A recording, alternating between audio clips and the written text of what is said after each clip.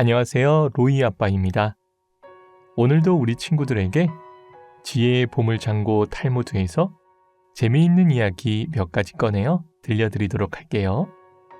자, 그럼 탈무드의 이야기 속으로 들어가 볼까요? 나무들의 걱정.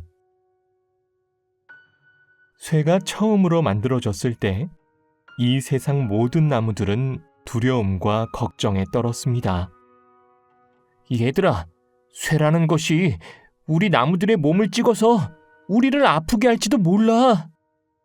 어떡하면 좋지? 우리는 이제 큰일 났구나. 나무들의 걱정 소리를 들은 하나님께서 나무들에게 이렇게 말씀하셨습니다. 걱정할 것 없다, 나무들아. 너희들이 자루를 제공해 주지 않는 한 쇠는 결코 너희들을 해칠 수 없단다. 이 내용을 통해 우리가 알 수 있는 것은 지혜로운 사람은 자기의 눈으로 본 것을 이야기하고 어리석은 사람은 자기 귀로 듣는 것을 이야기한답니다. 여자와 황금 항아리. 구약성경 창세기에 인류의 첫 번째 여성은 아담의 갈비뼈로 만들어진 하와라고 적혀 있습니다. 어느 날 로마의 황제가 라삐의 집을 찾아가서 물었습니다. 이보게 라삐, 하나님은 말일세 도둑이 아닌가? 어째서 남자가 잠을 자고 있을 때 그의 허락도 없이 갈비뼈를 훔쳐갔지? 라삐가 생각을 하는 동안 옆에 있던 라삐의 딸이 끼어들어 말했습니다. 폐하의 부하 한 사람을 불러주시지 않겠습니까? 좀 어려운 문제가 생겨서 그것을 알아봐 주셨으면 합니다. 그거야 어렵지 않지. 그런데 그 문제란 게 무엇인가? 사실은 어젯밤 저희 집에 도둑이 들어와서 금고를 훔쳐갔습니다. 그런데 도둑이 금고 대신 황금 항아리를 놓고 갔지 않습니까? 도대체 왜 그랬는지 알아보고 싶습니다. 거참 부러운 이야기로구만. 그런 도둑이라면 우리 집에도 들어왔으면 좋겠군. 그러자 라삐의 딸이 이렇게 이야기했습니다. 맞습니다, 폐하. 그런데 그 일은 바로 아담의 몸에서 일어났던 일과 똑같지 않습니까? 하나님께서는 갈비뼈 한 개를 가져가는 대신에 이 세상에 여자를 남겨주셨으니까요. 앞을 못 보는 사람의 등불. 어느 깊은 저녁, 한 젊은이가 깜깜한 밤거리를 걸어가고 있는데 반대편에서 앞을 못 보는 사람, 소경이 등불을 든 채 걸어오고 있었습니다. 젊은이가 소경에게 물었습니다. 아니, 앞을 못 보는 당신에게도 등불이 필요한가요? 소경은 이렇게 대답했습니다. 내가 이 등불을 들고 걸어가야 눈뜬 사람들이 내가 걸어가고 있다는 걸 알 수 있지 않겠습니까? 벌거벗은 임금님. 옛날 어느 나라에 마음씨가 고운 부자가 살고 있었습니다. 어느 날 그 부자가 하인을 불러 이렇게 말했습니다. 종아, 너는 그동안 나에게 충성했다. 저 배에 있는 모든 물건은 다 너의 것이다. 저 물건을 가지고 내가 원하는 그 어느 곳이든지 마음대로 가서 행복하게 살도록 해라. 하인은 부자가 준비해준 배를 타고 넓은 바다로 나아갔습니다. 그런데 그만 폭풍을 만나 하인의 배가 바닷속으로 가라앉고 말았습니다. 하인은 배에 실었던 물건을 모두 잃고 가까스로 헤엄쳐 근처의 섬에 다다랐습니다. 섬 안으로 얼마를 들어가니 큰 마을이 있었습니다. 그런데 그가 마을에 들어가자 사람들이 모두 나와 환호성을 지르며 맞이하는 것이었습니다. 마을 사람들은 임금님 만세! 임금님 만세! 라고 외치며 하인을 그들의 왕으로 삼았습니다. 호화스러운 궁전에 살면서도 하인은 꿈을 꾸는 것만 같았습니다.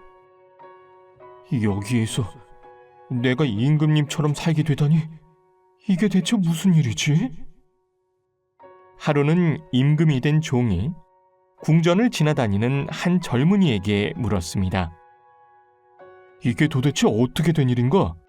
나는 여기에 맨몸으로 도착했는데 이 사람들이 갑자기 나를 왕이라고 치켜 세워주다니 도저히 영문을 모르겠군. 그러자 젊은이가 이렇게 대답했습니다. 임금이시여, 우리는 살아있는 인간이 아니라 영혼이랍니다. 그래서 해마다 한 번씩 살아있는 인간이 이 섬으로 와서 우리의 왕이 되어주기를 바란답니다. 하지만 조심하셔야 해요. 곧 1년이 지나면 임금님께서는 여기에서 추방되어 아무것도 없는 섬으로 혼자 가셔야 할 테니까요. 임금이 된 하인이 젊은이에게 말했습니다. 정말 고맙네. 그렇다면 지금부터 1년 후를 위해 여러 가지 준비를 해야겠구만. 그는 사막처럼 황량한 다른 섬에다 꽃과 나무를 심어 1년 후의 일을 준비하기 시작했습니다. 그리고 1년이 지나자 그는 그 아름답고 행복한 섬에서 추방되었습니다. 그는 그 섬에 왔을 때와 똑같이 가진 것 하나 없이 죽음의 섬을 향해 떠나야 했습니다. 사막처럼 황폐하던 섬에 도착하고 나니 꽃이 피고 과일이 열린 아름다운 땅으로 바뀌어 있었습니다. 또 하인보다 먼저 그 섬에 온 사람들이 그를 따뜻하게 맞아주었습니다. 그는 죽음의 섬이라고 여겨졌던 그 섬에서 사람들과 함께 행복하게 살았답니다. 우리 친구들, 이 이야기는 무엇을 말하고 있는 것일까요? 마음씨 고운 부자는 하나님이고 하인은 인간의 영혼이랍니다. 그가 폭풍을 만나 도착한 섬은 이 세계이며 그 섬의 주민들은 이 세상 사람들입니다. 그리고 1년 후에 추방되어 간 섬은 하늘나라요. 그곳에 있는 꽃과 과일은 여러분이 세상에서 해왔던 착한 행실, 선행입니다. 하늘이 정해준 진실한 사랑. 솔로몬 왕에게는 매우 아름답고 똑똑한 딸이 있었습니다. 솔로몬 왕이 어느 날 꿈을 꾸었는데 딸의 남편이 될 사람이 딸에게는 어울리지 않는 형편없는 남자라는 꿈이었습니다. 안 되겠군. 내 딸을 그런 거지 같은 사내에게 보낼 수는 없지. 솔로몬 왕은 딸을 작은 섬에 있는 별채에 가두어 두었습니다. 별채 둘레에는 높은 담을 쌓았고 별채 주변에 많은 병사들을 배치해 놓았습니다. 딸을 가두어 둔 솔로몬 왕은 열쇠를 가지고 왕궁으로 돌아왔습니다. 이젠 안심이구만. 한편 솔로몬 왕이 꿈에서 보았던 그 남자는 넓디 넓은 황야에서 홀로 방황하고 있었습니다. 깊은 밤이 되자 몹시 추워진 그는 한기를 이겨내기 위해 근처의 죽은 사자의 털가죽 속에 들어가 잠을 청했습니다. 그때 큰 새가 날아와 사자의 털가죽과 함께 그 남자를 들어올려 공주가 갇혀있는 별채 위로 떨어뜨렸습니다. 남자는 공주를 만나게 되었고 이윽고 두 사람은 사랑에 빠지고 말았습니다.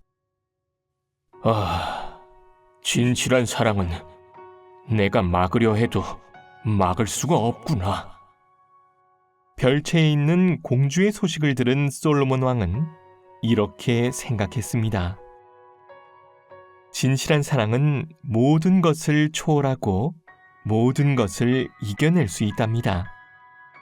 언제고 일어나야 할 일은 반드시 일어나게 되어 있습니다.